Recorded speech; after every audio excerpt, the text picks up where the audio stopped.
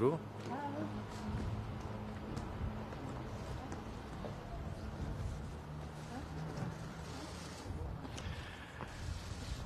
Bonjour à tous. Depuis hier, les conseils municipaux élus au premier tour dans plus de 30 000 communes sont à pied d'œuvre.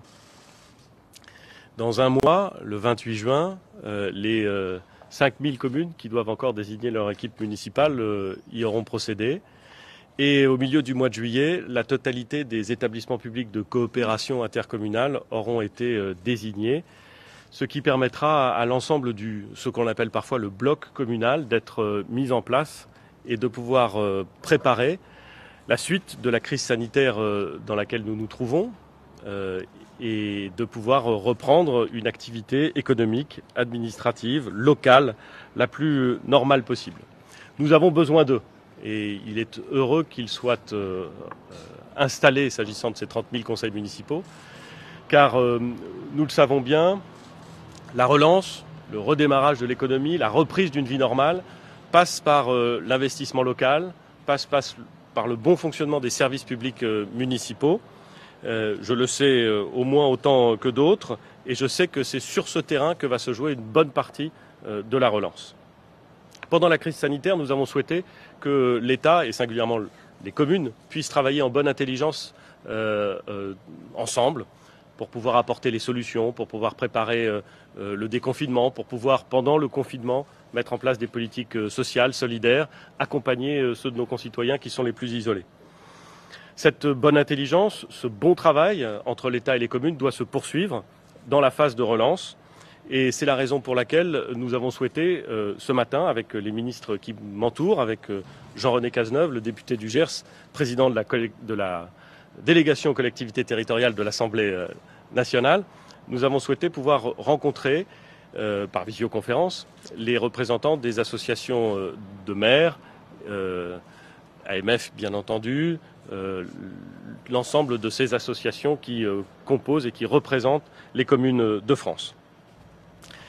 Et nous leur avons indiqué que pour continuer ce bon travail que nous avions réalisé ensemble, nous devions être à leur soutien et travailler avec eux, préparer avec ces associations, avec ces communes, un plan de soutien massif aux collectivités locales. Dans l'ensemble, les collectivités locales sont entrées dans la crise en bonne santé financière. D'abord parce que depuis plusieurs années, nous avions décidé de ne plus baisser les dotations aux collectivités, ce qui s'était beaucoup pratiqué auparavant et ce qui avait placé, avant 2017, les collectivités territoriales dans des situations financières parfois difficiles. Les collectivités bénéficiaient de recettes fiscales très dynamiques et elles maîtrisaient dans d'excellentes conditions leurs dépenses de fonctionnement dans le cadre de contrats qu'on a longtemps appelés les contrats de Cahors. Mais évidemment, la crise sanitaire, l'arrêt de la production, l'arrêt de la consommation, les place dans une situation difficile et cette crise touche de plein fouet leurs finances. Pour documenter cet impact, j'ai demandé donc à Jean-René Cazeneuve de mener une étude rapide en bonne intelligence avec l'ensemble des associations d'élus pour essayer de mesurer, de déterminer, de quantifier l'impact financier de cette crise sur les collectivités territoriales et de faire des propositions au gouvernement sur la façon d'y répondre. Il a rendu son rapport, je l'en remercie, avec beaucoup de ses propositions et beaucoup de ces propositions sont reprises par le gouvernement.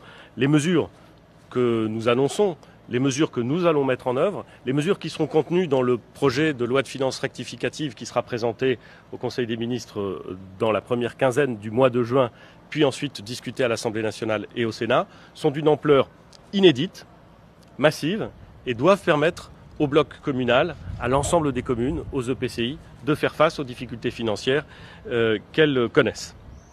Pour les communes et les intercommunalités, nous allons proposer au Parlement, dans cette prochaine loi de finances rectificative, un mécanisme de compensation des recettes fiscales et domaniales. C'est-à-dire que les recettes fiscales et domaniales des communes seront garanties à hauteur de la moyenne des années 2019, 2018 et 2017.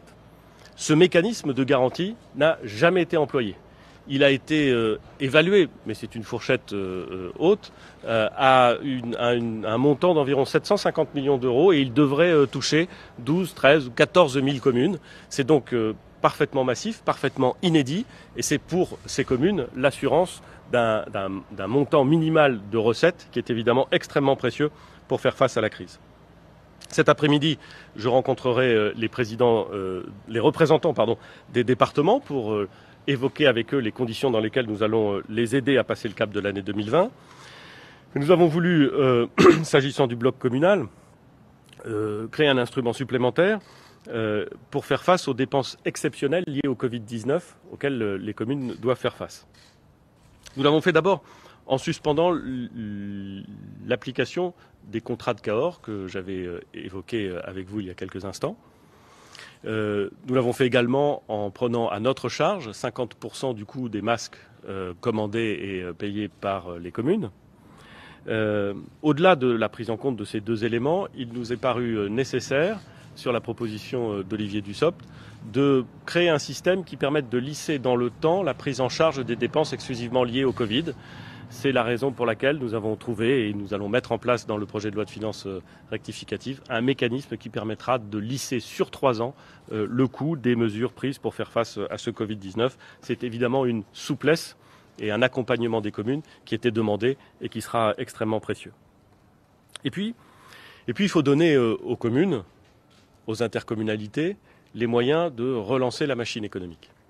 C'est la raison pour laquelle, sur la proposition de Sébastien Lecornu et de Jacqueline Gouraud, j'ai pris la décision de doter d'1 milliard d'euros supplémentaires un des fonds disponibles de l'État qui permettra d'accompagner les investissements verts des communes.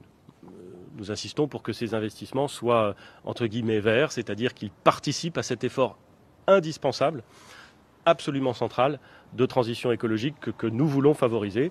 Les projets des collectivités territoriales, des communes, qui s'inscrivent dans cette logique pourront être accompagnés à hauteur d'1 milliard d'euros. C'est là aussi un montant jamais vu et c'est massif et ça doit produire un effet rapide dans les finances et dans les investissements de nos collectivités territoriales et singulièrement des communes. Enfin, nous discuterons avec les régions pour définir avec elles le plan de relance de notre pays. Ces travaux ont commencé, ils se poursuivront au cours du mois de juin et j'aurai l'occasion de voir au cours du mois de juin l'ensemble des présidents des conseils régionaux.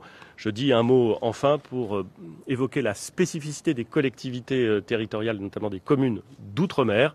J'aurai cet après-midi au ministère des Outre-mer, avec la ministre des Outre-mer, une visioconférence avec un certain nombre de présidents des conseils régionaux ou des territoires d'outre-mer, de façon là aussi à définir les bons instruments pour permettre la relance, pour accompagner les collectivités territoriales dans cette phase très délicate.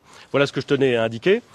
Ces mesures seront contenues dans le projet de loi de finances rectificative, elles seront débattues au Parlement, nous aurons l'occasion d'y revenir, mais c'est d'ores et déjà un plan massif, inédit, extrêmement ambitieux d'accompagnement du bloc communal que nous voulions annoncer. Je remercie tous ceux qui sont autour de moi et qui ont contribué à la préparation de ce plan, avec un mot particulier pour Jean-René Cazeneuve, le député du Gers, qui nous a beaucoup et utilement accompagnés dans cet exercice.